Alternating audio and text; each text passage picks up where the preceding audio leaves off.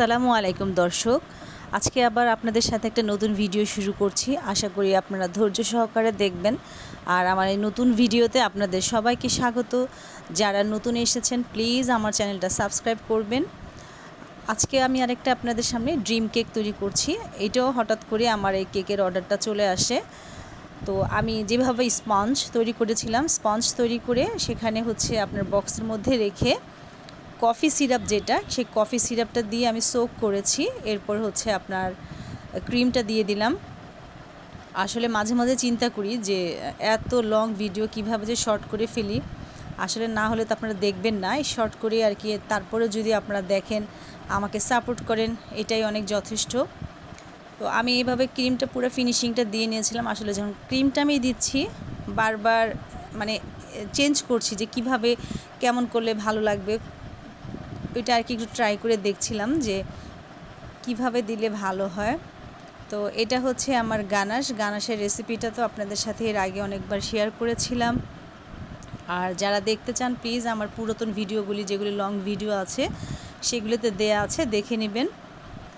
আর গানাশটা দেওয়ার পর আমরা জানি যে ড্রিম কেকটা সাধারণত যখন আমরা স্পঞ্জের উপরে আমরা ক্রিম অ্যাড করি, কারণ ক্রিমটা অলমোস্ট কিন্তু ঠান্ডা থাকে।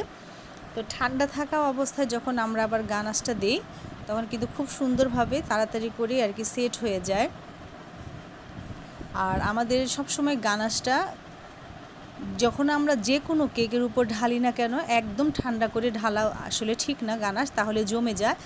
মানে হালকা কুসুম কুসুম গরম অবস্থা ঢালতে হয়।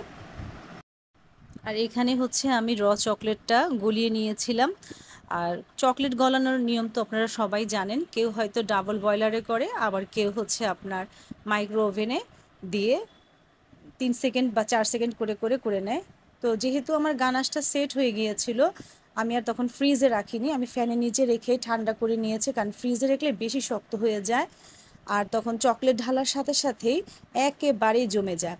তো আজকে আমি আর ফ্রিজে না রেখে গানাশ দেওয়ার পর বাহিরেই রেখেছিলাম আর ফ্যানটা চালিয়ে দিয়েছিলাম। এরপর হচ্ছে আমি চকলেটটা দিয়ে দিলাম। আর এখানে হচ্ছে আমি যে চকলেটটা ব্যবহার করেছি, এটা হচ্ছে আমি আপনার ডার্ক এবং হোয়াইট এই দুইটা মিলিয়ে আর কি করেছি।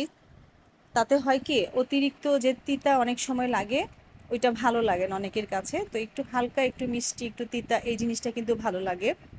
তো আমি কিন্তু দেখা যায় যে সমস্ত কেকগুলি চকলেট কেকটা করি, প্রত্যেকটা কেকেই হচ্ছে আমি হোয়াইট চকলেট এবং ডার্ক চকলেট দুইটা মিক্সড করেই হচ্ছে গানাশও তৈরি করি আর চকলেটের টপার গুলিয়ে তৈরি করি। এতে খুব ভালো লাগে আমার কাছে। জানি না আপনাদের কাছে যেরকম ভালো লাগে আপনারা সেটা সাপোর্ট করবেন। আমার কাছে এটাই ভালো লাগে আর আমার ক্লায়েন্টরাও এভাবে একটু খেতে পছন্দ করে আলহামদুলিল্লাহ। তো আমি হচ্ছে চকলেটটা দেওয়ার পর এই চামচটা দিয়ে একটু স্প্রেড করার পর তারপর হচ্ছে আমি কোকো পাউডার দিয়েছি আর এখানে একটা টপার বিছিয়ে দিয়েছিলাম। তো অ্যানিভার্সারি টপার ছিল, আমি যেটা করতে চেয়েছিলাম আসলে আমি সেটা মনের মতো করতে পারিনি, তার জন্য অনেক অনেক দুঃখিত, নিজের কাছেও কষ্ট লেগেছে। তবে টেনশনের কিছু নেই, ইনশাল্লাহ আবার ট্রাই করব। আর এটা হচ্ছে আমার কেকের ফাইনাল ডেকোরেশন। তো আমি টপারটা উঠিয়ে নিয়েছিলাম এবং চারিদিকে হচ্ছে আপনার চকো চিপস দিয়ে দিয়েছিলাম। আর আমার মনে হয় যে যারা ড্রিম কেকটা খেয়েছে আসলেই তাদের কাছে কিন্তু ড্রিম কেকটা ছাড়া অন্য কেক আসলেই মজা লাগে না। বিশেষ করে আমার কাছেও খুব মজা লাগে এই কেকটি। আমাকে প্লিজ সাপোর্ট করবেন আর ভালো লাগলে প্লিজ একটা লাইক দিবেন। আর আপনাদের কমেন্টের আশা রইলাম, যদি ভালো লাগে তাহলে প্লিজ প্লিজ প্লিজ সাপোর্ট করুন, প্লিজ সাবস্ক্রাইব মি। আল্লাহ হাফেজ।